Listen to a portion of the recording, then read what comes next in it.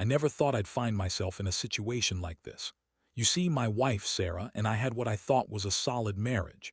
We'd been together for 7 years, married for 5, and we had a comfortable life. I worked as a project manager at a tech company, and Sarah was a graphic designer. We both had our careers, our friends, and a decent balance. At least that's what I believed. But there were signs, little things I overlooked at first. It started with the company barbecue last summer.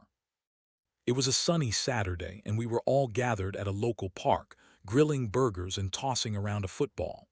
I noticed Sarah chatting with Mark, my coworker. He's a good-looking guy, charming, and has a way of making people laugh. I brushed it off as harmless fun. After all, it was a company event, and everyone was mingling. But as the day went on, I caught glimpses of their interaction that made my stomach twist. The way she leaned in when he spoke, the laughter that seemed a bit too flirty, and the way she tossed her hair back while looking up at him. I remember feeling a twinge of jealousy, but I tried to shake it off. I even jokingly thanked her later as we were leaving for showing her true colors. It was a half-hearted attempt at humor, but I didn't realize how true those words would turn out to be. As we drove home that day, I tried to shake off the uneasiness I felt. They were just having fun, I told myself. But in the back of my mind, those interactions lingered like a bad aftertaste. The next few weeks were a blur of normalcy mixed with my growing unease. Sarah became more distant. She'd often leave the house for errands that took longer than expected. I tried to be supportive, asking if she was okay, if she needed to talk about anything. She would brush it off, claiming she was just busy with work, but a nagging feeling settled in my gut. I started taking note of the little things. Her phone was always face down, she'd laugh at texts I couldn't see, and her late-night work sessions became more frequent. Then came the moment that shattered everything. I was at home one Friday evening, scrolling through social media, and I stumbled upon a post from a mutual friend. It was an image from a recent happy hour, and there they were, Sarah and Mark, arms around each other, smiles plastered on their faces. That image felt like a punch to the gut. My heart raced, and an overwhelming wave of nausea washed over me. I couldn't breathe, and all I could think was, what the hell is going on? I confronted Sarah that night. I asked her about the picture, about what was going on between her and Mark. At first, she played it cool, insisting it was just a friendly outing, that I was being paranoid. But the more I probed, the more her facade cracked. I could see it in her eyes, the guilt, the defiance, and the anger. She claimed I was overreacting and that I needed to trust her. But trust was the last thing I felt at that moment. The confrontation spiraled into chaos. She accused me of being controlling, of not giving her space, while I was left reeling from the betrayal. I demanded to know if she was cheating on me. She tried to deny it, but the way she hesitated spoke volumes. Anger and betrayal coursed through me, fueling a fire I didn't know I had. The woman I loved was lying to my face. At that moment, I felt a myriad of emotions wash over me: shock, disbelief, and a deep, aching sadness. I had invested so much into our life together, and here she was, shattering everything with her deceit. We argued late into the night, each word cutting deeper than the last. As I lay in bed, staring at the ceiling, I felt like a stranger in my own home. I had to figure out what to do next. I never imagined that a company barbecue could set off a chain of events that would lead to this. I thought we were in this together, but I was quickly realizing that my partner had other plans. I had so many questions swirling in my mind. How long had this been going on? Was Mark the only one? I felt like I was losing grip on reality as I navigated this emotional whirlwind. The night stretched on, and I struggled to sleep. I knew I had to confront my feelings and decide how to move forward, but I was at a crossroads I never saw coming. Little did I know, this was just the beginning of a long, painful journey that would force me to reevaluate everything I thought I knew about love and loyalty. The days following my confrontation with Sarah felt surreal. I walked around in a daze, my mind racing with thoughts of betrayal and disbelief. I couldn't shake off the image of her laughing with Mark. The intimacy of their smiles burned into my memory like a brand. I wanted to believe she was innocent, that there was just some innocent explanation, but deep down I knew better. The trust that had held our marriage together was swiftly eroding, leaving me feeling hollow and confused. Work became my refuge, a place where I could focus on something other than the chaos at home. I threw myself into projects, spending long hours at the office to escape the turmoil brewing in my heart. My coworkers noticed something was off. I was quieter than usual, more withdrawn. I remember Mark approaching me one day, concerned about my well-being. I put on a brave face, laughed it off, and told him everything was fine. Little did he know that his concern was the last thing I wanted to hear. But the more time I spent at work, the more I felt the weight of my situation pressing down on me. I couldn't ignore the signs that Sarah was not being honest with me. She would come home late, often reeking of perfume that wasn't hers. I'd catch her glancing at her phone, her expression shifting when I walked into the room. Small things that seemed innocuous at first were now glaring red flags. I began to obsessively check her social media, digging through pictures and posts, hoping to find something that would explain it all. One evening, as I sat alone in our living room, I received a message from one of my colleagues who had seen the photo of Sarah and Mark. He asked if I was okay, expressing his concern over the image circulating among our peers. I could feel my heart race again, a combination of anger and humiliation flooding my veins. How could she be so careless? Did she really think I wouldn't find out? That night, I decided I needed proof. I began to devise a plan to catch Sarah in her lies once and for all. I knew she had a regular Wednesday night book club that she often attended, but I suspected it was just a cover. I intended to follow her one evening to see where she went. I felt sick to my stomach for even considering this, but I felt backed into a corner. When Wednesday rolled around, I prepared myself. I told Sarah I had a late meeting at work, and she seemed oblivious, too preoccupied with her own plans. It was strange how she didn't even ask about my meeting, as if she had already made assumptions about my whereabouts. As she left the house, I grabbed my keys and headed out after her, my heart pounding in my chest. I followed her car at a distance, my anxiety bubbling over. We drove through town, and my mind raced with what could be happening. I tried to calm my breathing, but it felt impossible. Sarah finally pulled into a bar on the outskirts of town, a place I had never seen her visit before. My heart sank, and I parked a little way down the street, watching her step out of the car and walk toward the entrance. I hesitated, unsure of whether I should go in. What if she saw me? What if I was wrong? But as I watched her, a wave of resolve flooded over me. I needed to know the truth. I took a deep breath and stepped out of my car, walking toward the entrance as casually as I could manage. Once inside, I scanned the room, and there she was, sitting at a table with Mark, laughing and sipping drinks. The sight of them together felt like a punch to the gut. I could see the way she leaned in close to him, the way her hand brushed against his. It was everything I feared, all laid bare in front of me.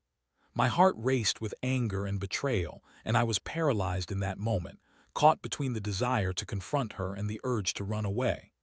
As I stood there, watching the scene unfold, I felt a rush of emotions. The laughter that had once felt like a beautiful melody now sounded like a cruel taunt. I could see their chemistry, the way they fit together effortlessly, and all I could think was how pathetic I felt standing there, a silent witness to my own heartbreak. After a few minutes, I finally summoned the courage to approach them. I felt a mixture of anger and disbelief as I walked toward their table. Sarah looked up, her face shifting from surprise to guilt as she realized it was me. Mark, on the other hand, wore a smug expression as if he had been expecting me all along. "Mind if I join you?" I said, forcing a calmness I didn't feel. Sarah stammered, trying to come up with an excuse, but I could see her scrambling for words. Mark, however, leaned back in his chair, a self-satisfied smirk on his face that made my blood boil. "What's wrong, Andrew? Didn't expect to see you here," he said, leaning into the tension. I couldn't take my eyes off Sarah. Her expression was a mix of panic and defiance. It was clear there was no going back now.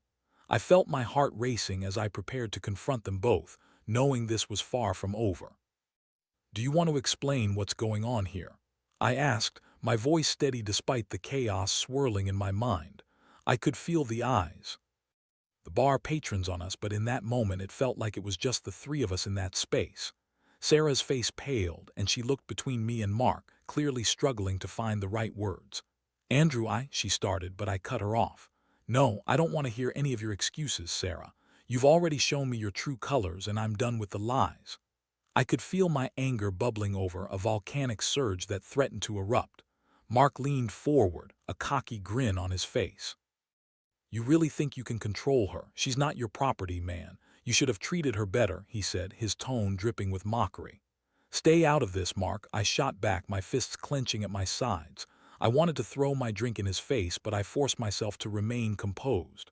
Control her, is that what this is about? I turned my attention back to Sarah, who was now staring at her drink, refusing to meet my eyes. I trusted you. I believed in us. And you're out here having drinks with my coworker, laughing and flirting as if we don't have a life together. How long has this been going on? Not long, she replied, her voice barely above a whisper. It just happened. Just happened. I laughed bitterly, the sound harsh and mirthless. You think that justifies it? You're cheating on me, Sarah. This isn't just some random mistake. I swear it's not what it looks like, she stammered, but her words felt empty. The anguish in my chest made it hard to breathe. I could feel my heart breaking, splintering into 1,000 pieces as I looked at her. It looks exactly like what it is, I said, my voice low but firm. You're sitting here with him while I'm at home, worrying about whether you're safe. Meanwhile, you're out here betraying me. Mark's smirk faded, and I could see a flicker of tension in his eyes. Look, man, if she's not happy with you, it's not my fault. You should have taken care of her better, he repeated, venom lacing his words. Shut up, I snapped, and I could feel my anger boiling over, threatening to explode. This is about you. It's about the woman I thought I knew, the woman I married. I turned back to Sarah, who had finally met my gaze, her eyes glistening with tears. I didn't want any of this to happen, she said, her voice trembling. It was just a moment of weakness. I thought I could control it. Control it? You think you can just control your infidelity? I scoffed. That's not how this works. You can't just dip your toes in and hope it won't lead to drowning. Her eyes widened, and I could see the regret flickering behind the tears. I'm so sorry, Andrew. I never meant to hurt you. I love you, she said, her voice cracking. Love, I said, the word tasting bitter on my tongue. If you loved me, you wouldn't be here. You wouldn't have let it get this far. The tension hung thick in the air, a storm of emotions crackling between us. I felt like I was standing at the edge of a cliff, looking down at the churning sea below, knowing that one wrong move could send me plummeting. I wanted to scream, to rage against the unfairness of it all, but I felt exhausted instead. Mark, sensing the shift in the atmosphere, leaned back in his chair, attempting to diffuse the situation with a smirk. Look, man, it's not my fault she can't make you happy. Maybe this is for the best. Get out of my face, I growled, feeling the heat rising in my chest. You think this is some game? You think it's okay to mess with someone else's life just because you can? I could see a flicker of fear in Mark's eyes, and for a brief moment I wanted to take a swing at him, but I couldn't. I was better than that. Instead, I focused on Sarah, who was now visibly shaken, tears spilling freely down her cheeks. I need to go, I said, my voice a mix of anger and heartbreak. I can't do this right now. I turned on my heel and walked out of the bar, feeling the eyes of the patrons following me as I made my exit. The cool night air hit my face, a stark contrast to the heated turmoil I just left behind. I wanted to scream, to break something, but all I could manage was to lean against my car and breathe in the silence of the night. My mind raced as I drove home. I felt a tumult of emotions: rage, sorrow, confusion, and an overwhelming sense of betrayal. I had loved Sarah with everything I had, and now it felt like a punchline to a joke that I'd never wanted to be a part of. How could she do this to me? How could she betray our vows so easily? When I got home, I sat in the dark, staring at the walls that had once felt like a haven. Now they felt like a prison, enclosing me in a reality I didn't want to face. I felt lost, unsure of what to do next. My heart ached with the weight of grief, and I had no idea how to navigate this new world without Sarah by my side. As the night wore on, I realized that I had two choices ahead of me: either allow this betrayal to consume me or find a way to reclaim my life.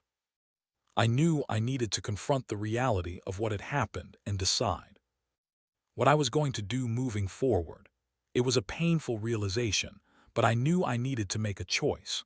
I couldn't let this define me, even if it felt like my whole world had crumbled.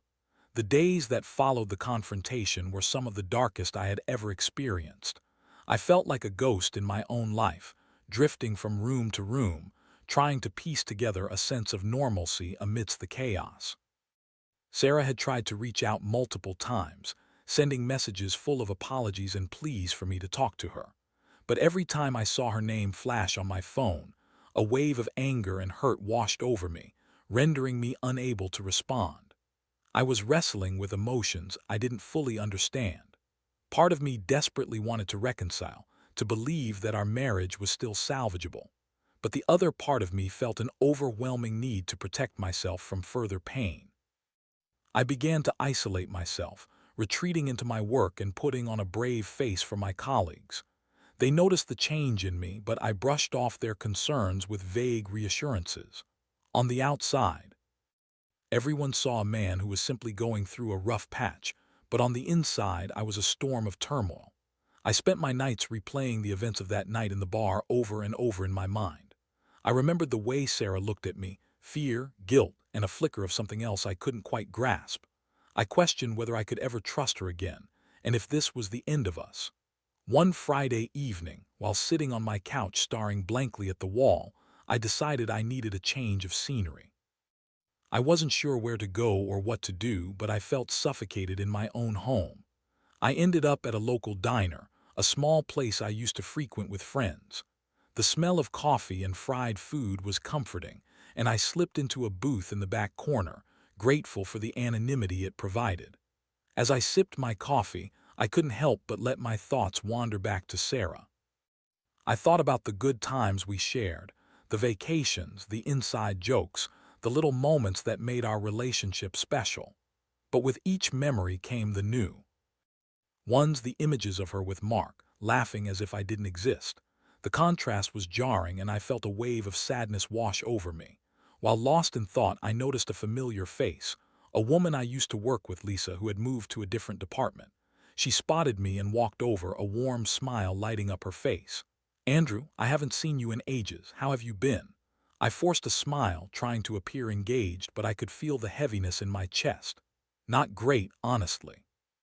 Just dealing with some stuff," I admitted, my voice lacking the usual enthusiasm. Lisa's expression softened. "If you ever need someone to talk to, I'm here. It's good to see you, even if the circumstances aren't great." There was genuine concern in her eyes, and for the first time in a while, I felt a flicker of connection.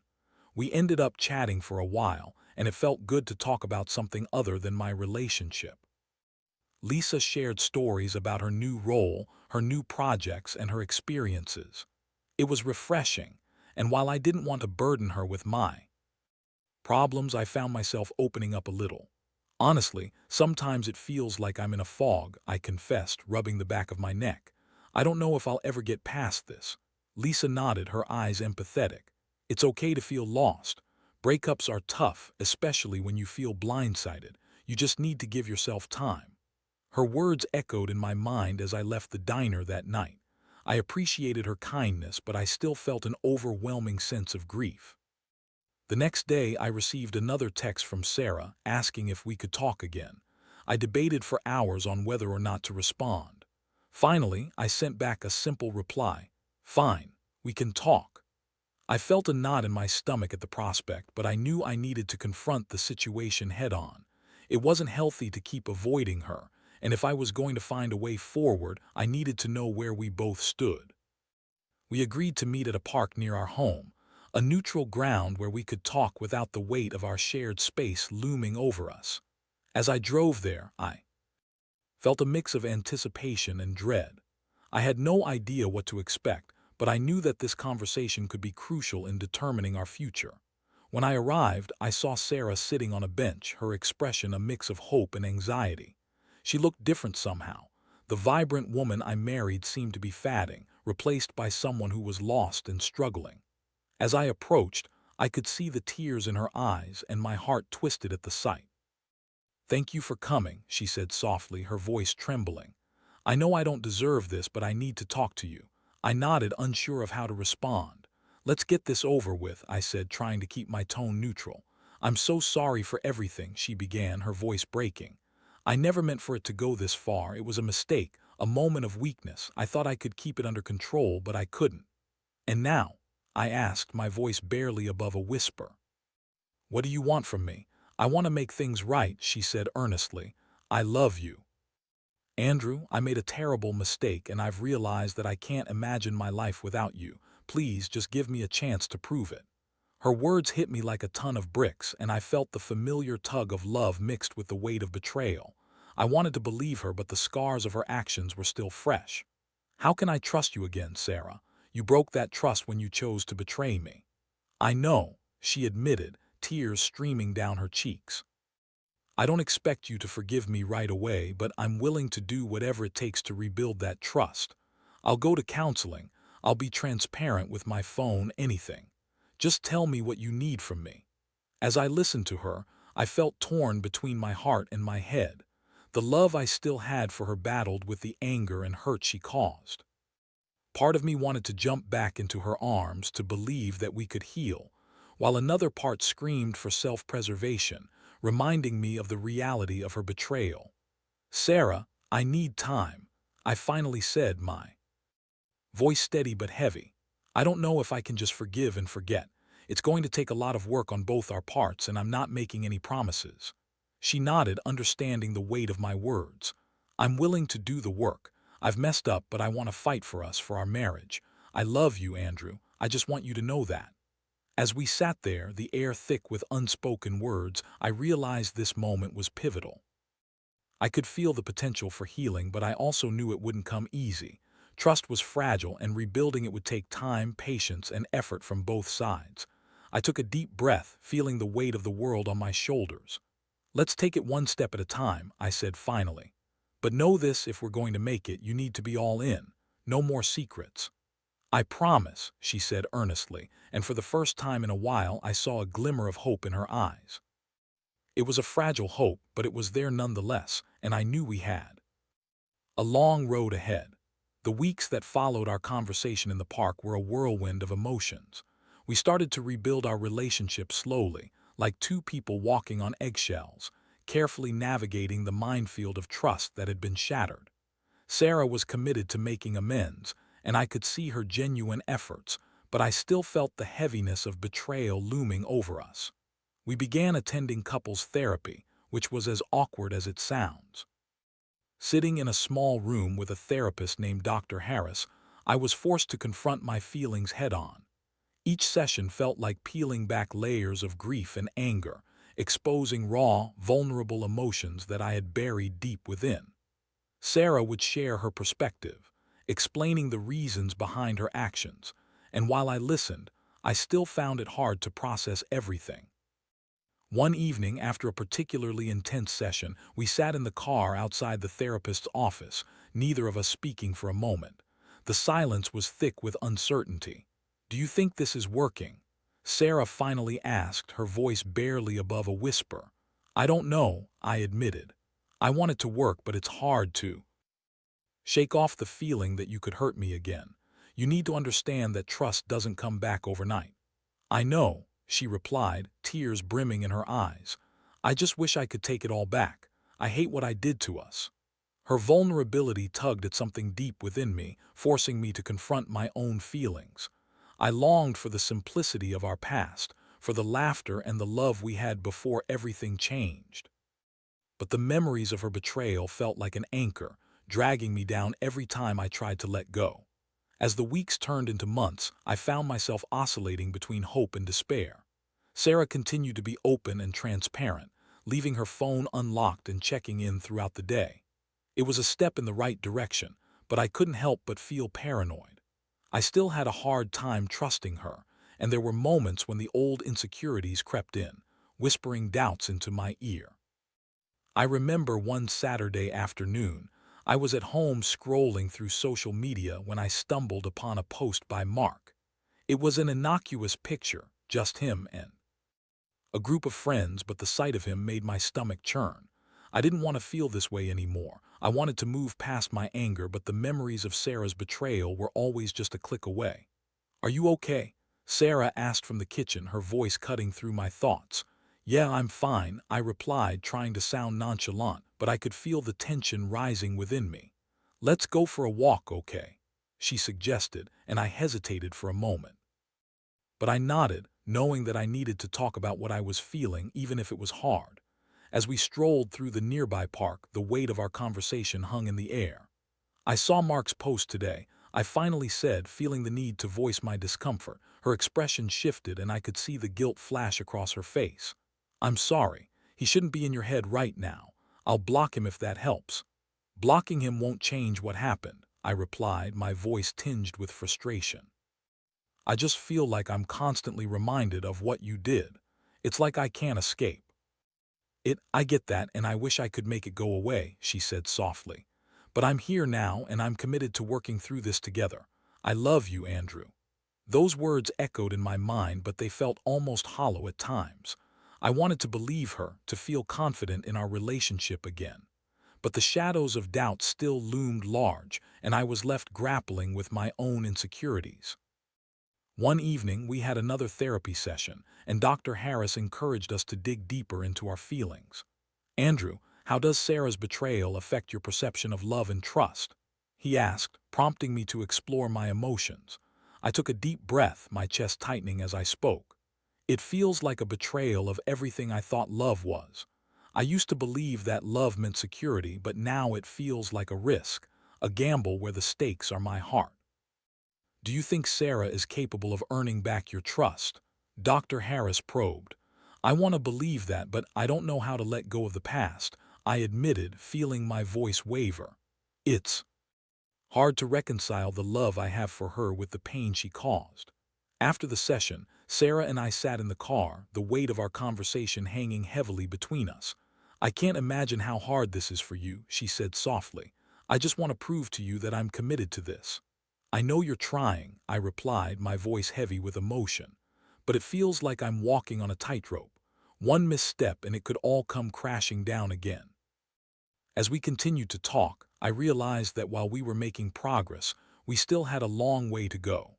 There were nights I lay awake, wondering if I would ever fully trust her again, if we would ever truly heal from the scars of her infidelity.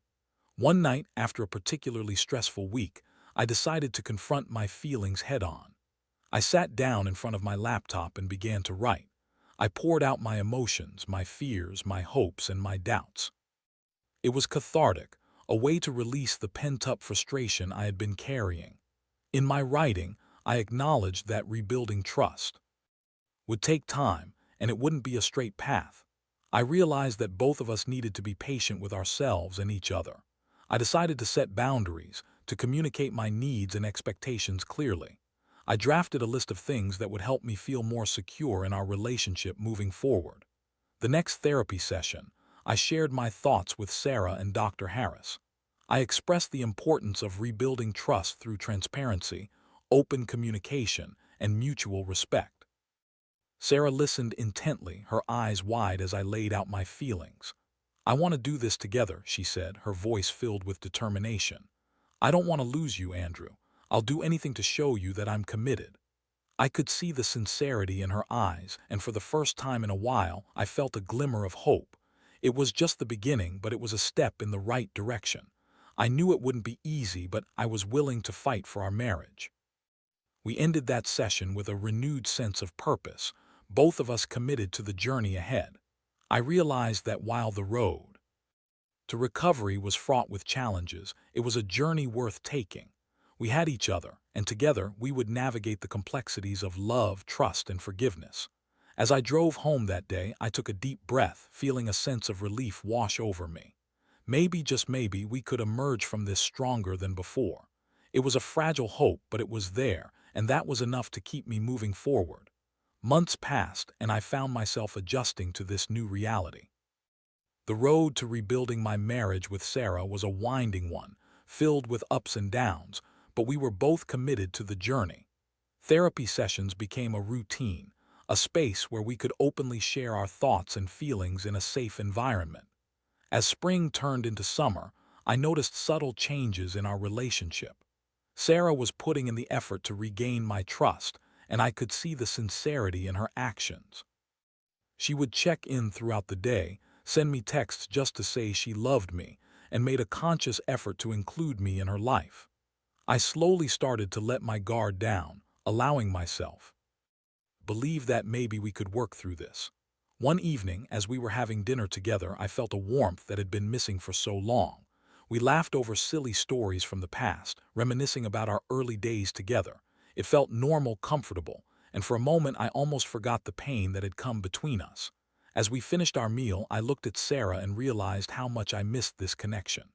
"Thank you for being so patient with me," I said, my voice softer than I intended. "I know it's been hard for both of us." Sarah smiled, her eyes shining. "I'll always be patient with you, Andrew. I want us to be happy again." In that moment, I felt a flicker of hope. Maybe we could find our way back to each other piece by piece. But I also knew that the journey was far from over. Trust was still fragile, and I had to be aware of my own feelings as we navigated this new dynamic. One day, during a therapy session, Dr. Harris posed a question that struck me profoundly. "What do you envision for your future together? What does a healed relationship look like to you?" I thought for a moment before answering. "I want us to communicate openly, to be honest with each other. I want to feel secure in our love without the shadows of betrayal hanging over us. I want to be able to trust her again, implicitly." Dr. Harris nodded, encouraging us to explore those visions together. "It's important to create a shared vision of what healing looks like for both of you. It gives you both something to strive for." After that session, Sarah and I spent the evening talking about our hopes for the future. We discussed our dreams, our goals, and what we could do to strengthen our relationship. It felt liberating to lay it all out in the open, knowing that we were both on the same page. As summer faded into fall, we continued to make progress. I learned to communicate my feelings more openly, and Sarah worked on being more transparent with her actions. Together, we established a practice of weekly check-ins where we'd sit down and discuss how we were feeling, what was working, and what still needed improvement. It was a proactive way to ensure that we addressed issues before they became larger problems. I also began to focus on my own personal growth. I started doing things for myself, picking up hobbies I had neglected, spending time with friends, and finding ways to cultivate my own happiness. It was refreshing, and I realized that caring for myself allowed me to approach our relationship with a clearer mind and an open heart. One day while we were out for a hike, I took in the beauty of the autumn leaves, the cool air, and the sound of laughter echoing around us. It struck me how far we had come. I looked at Sarah, who was smiling brightly, her hair blowing in the breeze, and realized that I still loved her deeply. "Hey," I said, stopping in my tracks and turning to face her. "I know we've been through a lot, but I want you to know that I'm still here and I'm committed to us." "I feel the same way," she replied, her voice filled with emotion. "I'm so grateful for the chance to rebuild what we had. I'll never take it for granted again." As we continued our hike, I felt lighter. The weight of betrayal wasn't gone, but it had transformed into a lesson that guided us. The past wasn't something to forget. It was a part of our story, shaping us into who we were becoming together. In the months that followed, we celebrated anniversaries and milestones, slowly rediscovering the joy of being together. Sarah planned a surprise getaway for our anniversary, and as we relaxed on the beach, I felt a sense of peace settle over me. The ocean waves mirrored the ebb and flow of our relationship, rising and falling, each moment valuable in its own right. Through it all, I learned that relationships are not simply about the good times.